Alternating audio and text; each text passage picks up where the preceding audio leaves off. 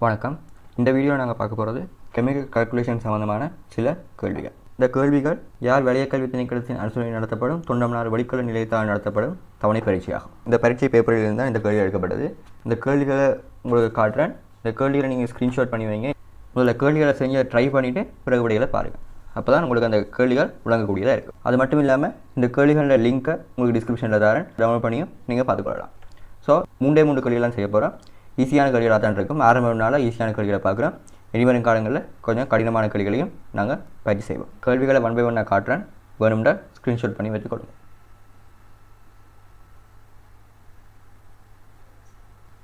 இந்த 3 கேள்விகளையும் தான் நான் இப்போ பார்க்க போகிறேன். ஸோ முதலாவது கேள்வியில் கேட்கப்பட்டது KaO3 + HCl + Ki அங்கால I2 + KCl + H2O என்ற தாக்கத்தின் ஒட்சியேற்ற அரையன் சமன்பாட்டை எழுதுக. IO3 ஆனது I2 ஆக மாற்றமடைந்திருக்கு. I- ஆனது I2 ஆக மாற்றமடைந்திருக்கு. முதலாவது நாங்கள் ஒட்சியேற்ற அரையன் சமன்பாட்டை எழுதும்போது எந்த மூலகம் ஒட்சியேற்றப்பட்டது என்பதை நாங்கள் கண்டுபிடிக்கணும். I- இருக்கும்போது ஒட்சியேற்ற எண் வந்து மறை 1. I2 இருக்கும்போது அது தனது சுயாதீன நிலையில் இருக்கிறனால ஒட்சியேற்ற எண் 0. ஆகவே I- இருக்கிறது வந்து I2 என்ற நிலைக்கு ஒட்சியேற்றப்பட்டிருக்கு. ஆகவே ஒட்சியேற்ற அரையன் சமன்பாடானது I- ஆனது I2 ஆக ஒட்சியேற்றப்படுகிறது வரும். I- அங்கால I2 ஆக ஒட்சியேற்றப்படுது. அங்கால I2 2 I இருக்கிறனால இங்கே I- முன்னாடியும் 2 போட வேணும். சமன்பாடை சமப்படுத்தும் போது இங்கால 2 மைனஸ் இருக்கிறனால அடுத்த பக்கம் 2 இலத்திரன் போடணும். ஆகவே 2 I- will give I2 + 2 இலத்திரன். இப்படி சமன்பாட்டை சமப்படுத்தி கொள்ளலாம். அடுத்ததாக தாழ்த்தல் அரையன் சமன்பாட்டை எழுதுக. தாழ்த்தல் அரையன் சமன்பாடு வரும்போது எங்களுக்கு தெரியும் IO3- தான் I2 மாறுது. என்று நாங்கள் முதல்ல பார்த்தோம் I- ஆனது I2 மாறிச்சு. இங்கே IO3- வந்து I2 மாறுது. இந்த சமன்பாடை சமப்படுத்துறதை நாங்கள் ஸ்டெப் பை ஸ்டெப்பாக பார்ப்போம். ஏன்னா இந்த தாக்கம் வந்து கொஞ்சம் கடினமாக இருக்கலாம். ஆனால் ப்ராக்டிஸ் பண்ண இது ஈஸியாக இருக்கும். ஒட்சியேற்ற மாற்றம் அடைகிற மூலகத்தை நாங்கள் முதல்ல சமப்படுத்த வேணும். இடப்பக்கம் வந்து 1 I இருக்குது, வலப்பக்கம் வந்து 2 I இருக்குது. ஆகவே நாங்கள் இடப்பக்கம் இலக்கம் 2 இட்டுக்கொள்ளணும். இட்டதன் பிறகு ஒட்சியேற்ற எண் இவ்வளவு மாற்றம் அடைஞ்சிருக்குன்னு பார்க்கணும். IO3- I இந்த ஒட்சியேற்ற எண் வந்து +5. அது வந்து I2 ஆக மாறுது, 0க்கு போகுது. 2 I இருக்கிறனால ஒட்சியேற்ற வித்தியாசம் வந்து 10. இது ஒரு தாழ்த்தல் தாக்கம். அதாவது இலத்திரனை இழந்தால் ஒட்சியேற்றம், இலத்திரனை ஏற்றால் தாழ்த்தல். ஆகவே தாழ்த்தல்னால இது இலத்திரனை ஏற்க வேணும். அதனால் இந்த இடப்பக்கம்தான் நாங்கள் இலத்திரனை இட வேணும். ஒட்சியேற்ற வித்தியாசத்தை பார்த்தா 10 வித்தியாசம். ஆகவே இடப்பக்கம் 10 இலத்திரனை இட வேணும். இதற்கு பிறகு இது அமில ஊடகத்தில் நடக்கிற தாக்கம், அதாவது HCl முன்னிலையில் தாக்கம் நடக்குது. ஆகவே ஊடகம் அமில ஊடகம்.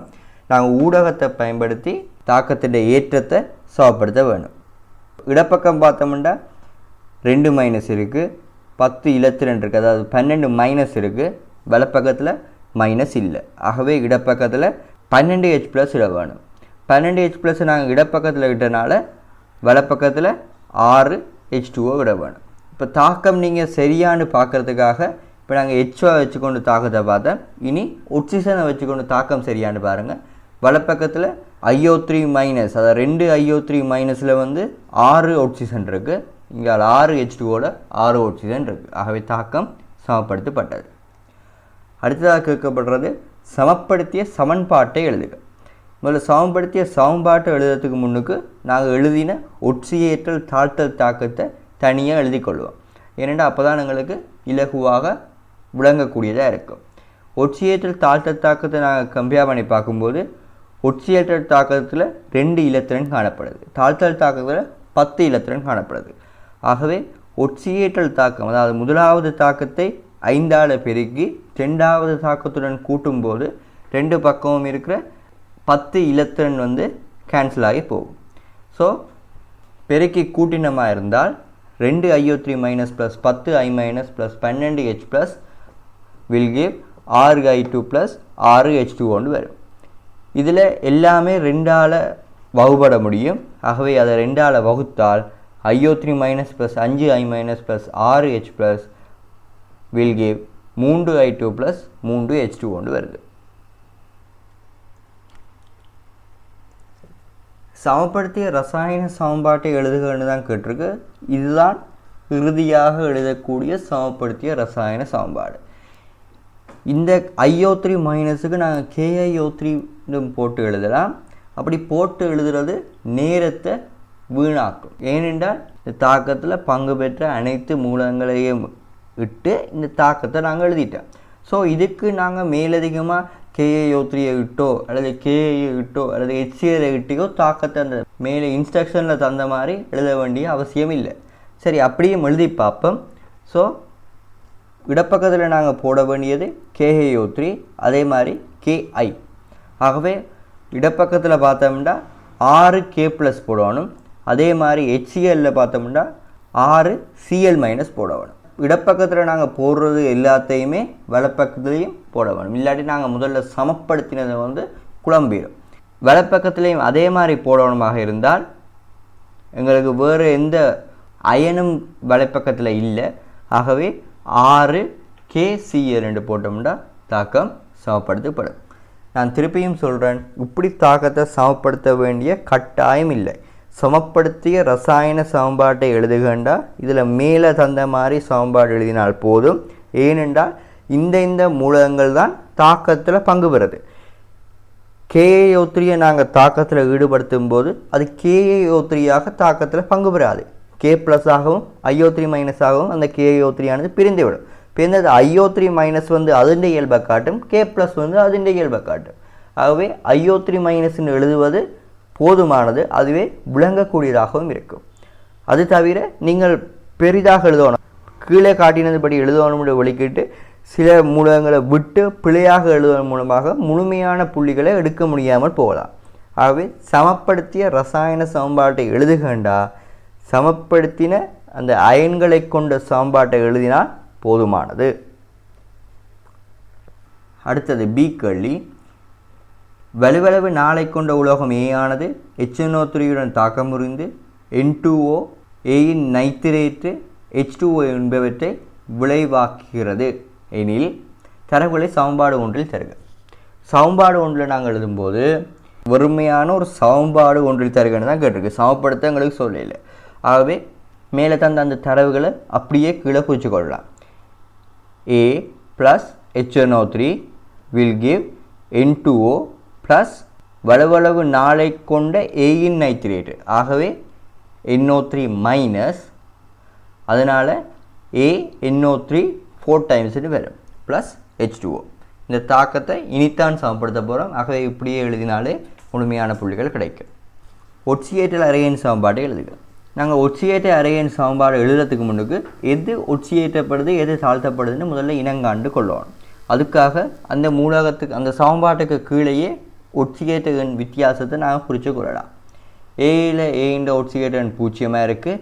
ANO3 4 times ஒட்சியேற்ற எண் +4 வருது. இங்கே 4 ஒட்சியேற்ற எண் கூடுது. NO3- N ஒட்சியேற்ற எண் +5, N2Oவில் N ஒட்சியேற்ற எண் +1. +5 +1 குறையுது, அதாவது 4 ஒட்சியேற்ற எண் குறையுது. அவை ஒட்சியேற்றல் தாக்கம் பார்த்தா A ஆனது A4+ மாறுறது தான் ஒட்சியேற்றல் தாக்கம். ஆகவே A ஆனது A4+ மாறுறது. வலப்பக்கத்தில் 4+ காணப்படுவதன் காரணமாக வலப்பக்கத்திலேயே 4 இலத்திரனை இடல் வேண்டும். அடுத்ததாக தாழ்த்தல் அரையன் சமன்பாட்டை எழுதுக. தாழ்த்தல் அரையன் சமன்பாட்டை நாங்கள் எழுதும்போது எங்களுக்கு தெரியும் எது தாழ்த்தப்படுது. NO3- ஆனது N2O ஆக தாழ்த்தப்படுது. இந்த சமன்பாட்டை நாங்கள் எழுதுறதையும் 2 ஸ்டெப்பாக பார்ப்போம். ஃபர்ஸ்ட்டாக N2Oவில் 2 எண் காண ஒட்சியேற்ற எண் எதுக்கு வித்தியாசப்படுதோ அந்த மூலகத்தை நாங்கள் முதல்ல எண்ணிக்கையை சமப்படுத்த வேணும். N2Oவில் 2 எண் காணப்படுறதன் காரணமாக NO3- முன்னாடி 2 இட வேணும். முதல்ல பார்த்தா ஒட்சியேற்ற எண்ணை போட்டுட்டு அதுக்கு பிறகு H+ சமப்படுத்துறது. எப்படி சமப்படுத்தினாலும் சமன்பாடு சமப்படுத்தலாம். ஆகவே இப்போ நாங்கள் ஒட்சிசனை சமப்படுத்துவோம். இந்தியாவில் இடப்பக்கம் பார்த்தோம்னா 6 ஒட்சிசன் காணப்படுகிறது. ஆகவே வலப்பக்கம் 6 ஒட்சிசன் வரணும். ஏற்கனவே N2Oவில் ஒரு ஒட்சிசன் இருக்குது. ஆகவே 5 H2Oவை நாங்கள் வலப்பக்கம் போட்டோம்னா ஒட்சிசன் சமனாயிடும். நாங்கள் போட்ட H2Oவை சமப்படுத்துறதுக்காக இடப்பக்கத்தில் 10 H+ இட வேணும். இதுக்கு பிறகு ஏற்றத்தை சமப்படுத்துறதுக்கு இலத்திரனை இட்டு சமப்படுத்தலாம். இலத்திரனை இட்டு சமப்படுத்தும் போது இடப்பக்கம் பார்த்தோம்னா 2 - 10+, ஆகவே 8+, ஆகவே இடப்பக்கமே 8 இலத்திரன் இடப்படல் வேண்டும். இது நாங்கள் சரியா இல்லையான்னு செக் பண்ணிக்கொள்ளலாம். NO3- N ஒட்சியேட்டுகன் +5, N2Oவில் N ஒட்சியேட்டுகன் +1. இங்கே ஒட்சியேட்டுகன் வித்தியாசம் வந்து 4, 2 எண் காணப்படுறதால ஒட்சியேட்டுகன் வித்தியாசம் 8. ஆகவே நாங்கள் சமப்படுத்தினது வந்து சரி. ஏனென்றால் 8 ஒட்சியேட்டுகன் வித்தியாசம் 8 இலத்திரன் வித்தியாசம் அடையுது. ஆகவே சமன்பாடு சமப்படுத்தியது சரியானது. சமன்பாடு சமப்படுத்தும் போது ஏதாவது ஒரு குறுக்கு வழியில் இந்த சமன்பாடு சமப்படுத்தினது சரியானு நாங்கள் ஒரு க்ராஸ் செக் பண்ணிக்கிறோம். ஏனென்றால் இது ஒரு கல்குலேஷன் கேள்வியாக வந்துச்சுன்னா, நாங்கள் சமன்பாடு சமப்படுத்தினது பிழையாக இருந்துச்சுன்னா அதை தொடர்ந்து வர கல்குலேஷன் கேள்விகளும் எங்களுக்கு பிழையான பெறுபேற்றையை தரும். ஆகவே சமன்பாடு சமப்படுத்தும் போது நேரத்தை கொஞ்சம் செலவழித்து சமன்பாடை சரியாக நீட்டாக சமப்படுத்தி கொள்வோம். அடுத்ததாக சமப்படுத்திய சமன்பாட்டை எழுதுக. நாங்கள் இப்போ சமப்படுத்திய சமன்பாடு எழுத போகிறோம். அதுக்கு முதல்ல ஒட்சியேட்டல் தாக்கத்தையும் தாழ்த்தல் தாக்கத்தையும் நாங்கள் கம்பேர் பண்ணோம்னா நீங்களே அதை பார்த்துக்கொள்ளுங்க. ஒட்சியேட்டல் தாக்கத்தில் 4 இலத்திரன் வித்தியாசம் காணப்படுது. தாழ்த்தல் தாக்கத்தில் 8 இலத்திரன் வித்தியாசம் காணப்படுது. ஆகவே முதலாவது சமன்பாட்டை 2ஆல் பெருக்கி 2வது சமன்பாட்டோட கூட்டினால் தாக்கம் சமப்படுத்தலாம். ஆகவே இதில் காட்டப்படுறது மாதிரி 2A + 2NO3- + 10H+ will give 2A4+ + N2O + 5H2O வரும். HNO3 போட்டு சமப்படுத்த விளக்கிட்டால் இடப்பக்கத்தில் நாங்கள் HNO3 போடணும். ஆகவே 10 HNO3 போடணும். ஏனென்றால் ஏற்கனவே 10H+ இருக்குது. ஆகவே நாங்கள் 10 HNO3 போட்டதன் காரணமாக இடப்பக்கத்தில் 8 NO3- அதிகரிச்சுட்டு இந்த அதிகரிப்பை நாங்கள் வலப்பக்கத்தில் போட்டு சமப்படுத்தணும். அதுக்காக ANO3 4 டைம்ஸ் போட்டுக்கொள்ளுவோம். போட்டுக்கொள்ளும்போது NO3- ஆனது சமப்படுத்தப்படும். அடுத்தது சி கேள்வி. வளமையாக அணுகிற கேள்வி மாதிரி இல்லை, கொஞ்சம் வித்தியாசமான கேள்வி, ஆனால் செய்யக்கூடிய கேள்வி. நீங்கள் இந்த கேள்வியை செய்ய ட்ரை பண்ணிவிட்டு இந்த கேள்வியை பாருங்கள். அப்போ தான் இது உங்களுக்கு பிரியோசனமாக இருக்கும். இல்லாட்டி நானே கதைச்சி கொண்டு போக நீங்கள் இந்த வீடியோவை பார்க்குறதால எந்த விதமான பிரியோசனமும் இருக்க போகிறது இல்லை. ஸோ இந்த கேள்வியை நீங்கள் செய்ய ட்ரை பண்ணிவிட்டு இந்த வீடியோவை பாருங்கள். Fe2+ கொண்ட ஒரு கரைசலின் ஓர் 50 சென்டிமீட்டர் கன மாதிரியானது அமில ஊடகத்தில் 0.023 டெசிமீட்டர் - K2Cr2O7 நியமிப்பு செய்யப்பட்டது. எல்லா Fe2+ உடனும் தாக்கமுறிய தேவைப்பட்ட K2Cr2O7 கனவளவு 25 சென்டிமீட்டர் கனமாகும். இந்நியமிப்பு 0.023 டெசிமீட்டர் - K2Cr2O7 இதற்கு பதிலாக எக்ஸ்மோல் செறிவுள்ள KMnO4 பாவித்து நிறைவேற்றப்பட்ட போது தேவைப்பட்ட KMnO4 கனவளவு 30 சென்டிமீட்டர் கனமெனின் எக்ஸின் பெருமானத்தை கணிக்க. இப்போ எக்ஸின் பெருமானத்தை கணிக்கிறது தான் எங்களோட நோக்கம். அதுக்காக எங்களோட இந்த கேள்வியை 2 ஸ்டெப்பாக உடைச்சி தந்திருக்கு. முதலாவது தாக்கங்கள் எழுத சொல்லியிருக்கு, 2ஆவதுல எக்ஸின் பெருமானத்தை கணிக்க சொல்லியிருக்கு. இப்போ நாங்கள் இந்த கேள்வி இப்படி ஒரு கல்குலேஷன் கேள்வி வருதுன்றா இந்த கேள்வியை எவ்வாறு அணுகிறதுன்னு முதல்ல தெரிஞ்சுக்கொள்ளணும். கேள்விக்கான ஒரு மாதிரி டயக்ராம் ஒன்றை நாங்கள் ட்ரா பண்ணி கொள்ளணும். இல்லாட்டி கேள்வியை 2-3 தரம் வாசிக்க வேண்டிய நிலைமை வரும். மேலேருந்து வாசித்து கொண்டு வரும்போது மேலே வாசித்தது மறந்துடும், கீழே வாசி முடியும் போது மேலே என்ன வாசம்னே எங்களுக்கு தெரியாது. திருப்பி ஒரே கேள்வியிலேயே டைமை வேஸ்ட் பண்ணி கொண்டிருக்க வேண்டி வரும். அதோடு எங்களால் யோசிக்கிறதும் கடினமாக இருக்கும். ஆகவே கேள்வியை வாசித்தோன்னே கேள்வியில் இருக்க அனைத்து தகவல்களையும் ஒரு படமாக நாங்கள் வரைந்து கொள்ள வேண்டும். இதுக்கான மாதிரி படமானது வரைய காட்டப்பட்டுள்ளது. இதே போல் இனிவரும் கேள்விகளையும் நீங்கள் இவ்வாறு செய்ய முயற்சியுங்கள். நீங்கள் கேள்வி பேப்பரில் செய்யும்போதும் இப்படி ஒரு சின்ன படத்தை வரைஞ்சி போட்டு அதுக்கு பிறகு கேள்வியை செய்யுங்க. அப்படி செய்வீர்களாக இருந்தால் டைம் ஆனது நன்றாக சேவ் பண்ணக்கூடியதாக இருக்கும். இப்போ வாட்சி கொண்டு போகிறேன். அதன்படி எவ்வாறு படம் ட்ரோ பண்ணியிருக்குன்னு நீங்கள் திருப்பி படத்தை பாருங்கள். Fe2+ கொண்ட ஒரு கரைசலின் ஓர் 50 சென்டிமீட்டர் கனம். அந்த பாத்திரத்துக்கு கீழே Fe2+ 50 சென்டிமீட்டர் கனம்னு எழுதப்பட்டிருக்கு. 0.023 K2Cr2O7 நியமிப்பு செய்யப்பட்டது.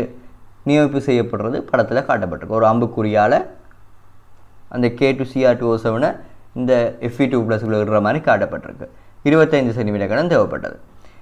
இந்நியமிப்பு 0.023 K2Cr2O7க்கு பதிலாக எக்ஸ்மோல் செறிவுள்ள KMnO4 பாவித்து நிறைவேற்றப்பட்ட போது எக்ஸ்மோல் டெசிமீட்டர் மைனஸ் KMnO4 பயன்படுத்தி செய்யப்பட்ட போது 30 சென்டிமீட்டர் கனம் தேவைப்படுது.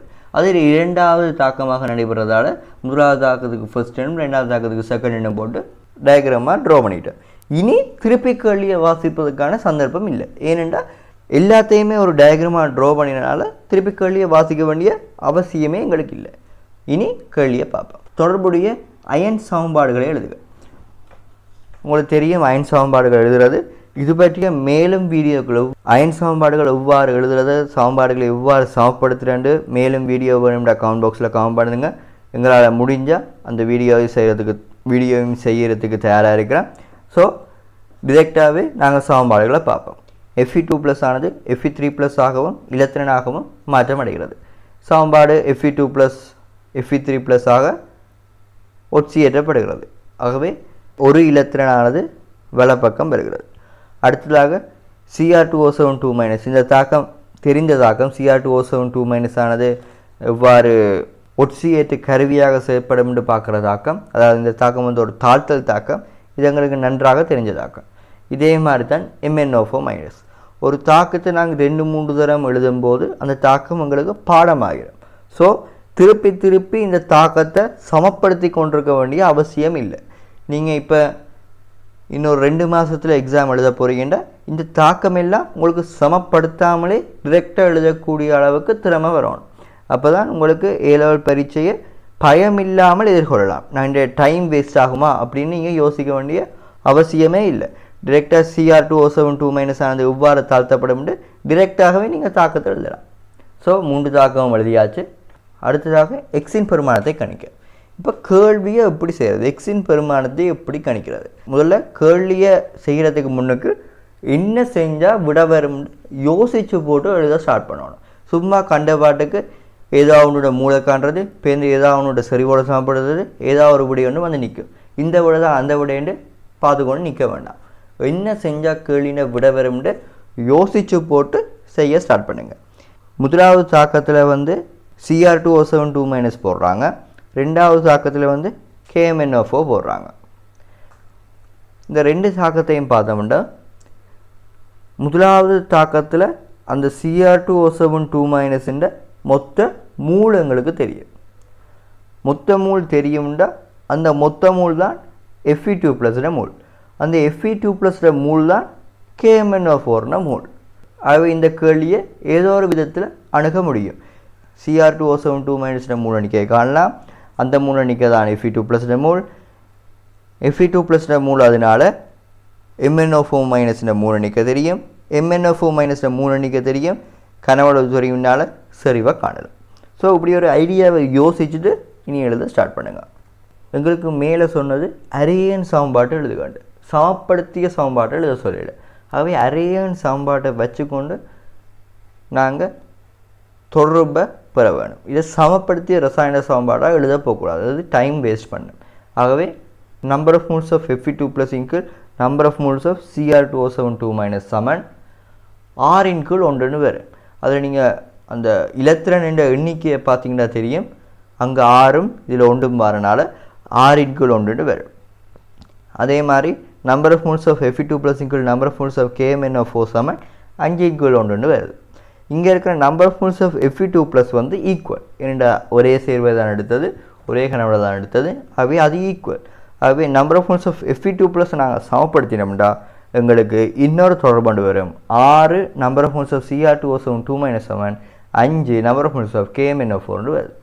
இப்போ இந்த தொடர்பை பயன்படுத்தி நாங்கள் எக்ஸின் பெருமானத்தை கணிக்க போகிறோம். அது எவ்வாறு கணிக்கிறேன்டா டிரெக்ட் இனி பிரதியீடுகளை செய்யலாம். 6 தர அதில் மூல் எழுதுறதுக்கு செறிவு தர கனவளவு இங்கே கனவளவு போடும்போது அதை டெசிமீட்டர் கணமாக மாற்ற வேண்டிய அவசியம் இல்லை. ஏன்னா 2 சைடும் நாங்கள் சென்டிமீட்டர் கணத்தில் போட போகிறோம்.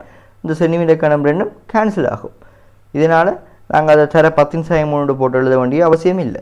கெமிஸ்ட்ரியை பொறுத்த வரைக்கும் கல்குலேஷன் கேள்விகள் நீங்கள் செய்கிறீங்கன்னா கட்டாயம் சமன்பாடுகளில் கட்டாயம் அலகுகளை போட்டு சமன்பாடுகளை சுருக்கிறதுக்கான ஒரு பழக்கத்தை கொண்டு வாங்க. ஏனென்றால் சப்போஸ் நீங்கள் இறுதியாக கண்ட விட, அதாவது சுருக்கிய விட பிழையாக இருந்துச்சுன்னா மேலே உள்ள சமன்பாடுக்கு மார்க்ஸ் கொடுக்கும்போது சமன்பாடுகளில் கட்டாயம் மேலே உள்ள ஸ்டெப்புக்கு மார்க்ஸ் கொடுக்கும்போது அந்த ஸ்டெப்பில் கட்டாயமாக அலகு போடப்பட்டிருக்க வேண்டும். இல்லாட்டி நீங்கள் என்ன போட்டு செஞ்சுருக்கீங்கன்னு விளங்காது.